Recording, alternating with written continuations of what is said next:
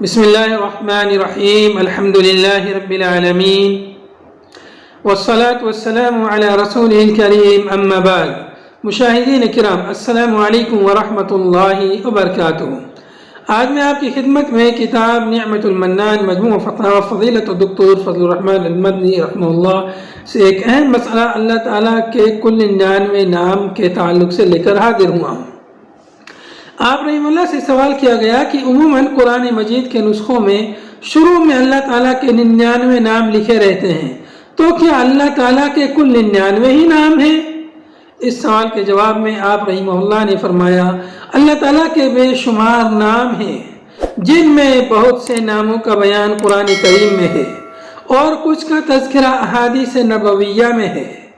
اور کچھ کو اللہ نے اپنے علم غیب میں محفوظ رکھا ہے۔ رسول اللہ صلی اللہ علیہ وسلم کی ایک مشہور دعا ہے،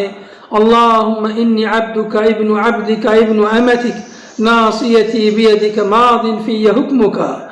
عدل فی قضاؤک اسألک بکل اسم هو لک سمیت به نفسک او علمتہ احدا من خلقک او انزلتہ فی کتابک او استأثرت به فی علم الغیب عندک ان تجعل القرآن ربیع قلبی ونور صدری وجلاء حسنی وذہاب ہمی،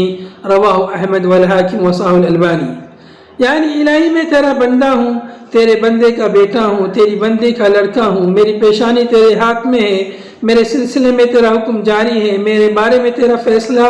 مبنی بر انصاف ہے، میں تجھ سے سوال کرتا ہوں ہر اس نام کے ساتھ جو تیرے لیے ہے، خواہ تو نے خود اپنے لیے نام رکھا ہے یا اپنی کتاب میں نازل کیا ہے یا اپنی مخلوق میں سے کسی کو سکھایا ہے یا اپنے پاس علم غیب میں محفوظ رکھا ہے، کہ قرآن کریم کو میرے دل کی بہار، میری آنکھوں کا نور اور میرے رنج و غم کو دور ہونے کا ذریعہ بنا دے۔ اس حدیث میں صراحت ہے کہ اللہ نے اپنے اسماء الحسنی میں سے کچھ کو قرآن میں نازل فرمایا ہے اور کچھ کو اپنی مخلوق میں سے بعض کو سکھایا ہے اور کچھ کو اپنے پاس علم غیب میں محفوظ رکھا ہے۔ جہاں تک حدیث نبوی ان للہ 99 اسما 100 الا واحدہ من احصاها دخل الجنہ متفق علیہ، میں اللہ تعالیٰ کے 99 نام ہونے کا تذکرہ ہے، یعنی اس حدیث میں اللہ تعالیٰ کے 99 نام ہونے کا تذکرہ ہے، تو دراصل اس میں 99 ناموں کے گننے اور یاد کرنے کی فضیلت کا بیان ہے۔ اس میں یہ صراحت نہیں ہے کہ اللہ کے کل 99 نام ہی ہیں، اسی واسطے آپ نے یہ فرمایا کہ اللہ کے 99 نام ہیں، جو ان ناموں کو گنے گا جنت میں داخل ہوگا۔ یہ نہیں فرمایا کہ اللہ کے کل 99 نام ہی ہیں،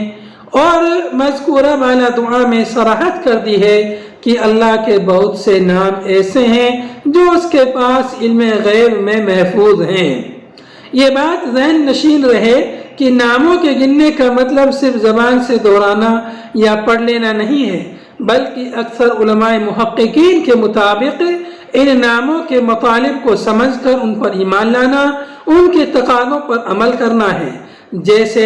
اگر آپ یہ نام یاد رکھیں کہ اللہ رازق ہے تو روزی صرف اسی سے طلب کریں، وہ نافع و ضار ہے تو نفع کے حصول اور نقصان سے بچاؤ کا سوال صرف اسی سے کریں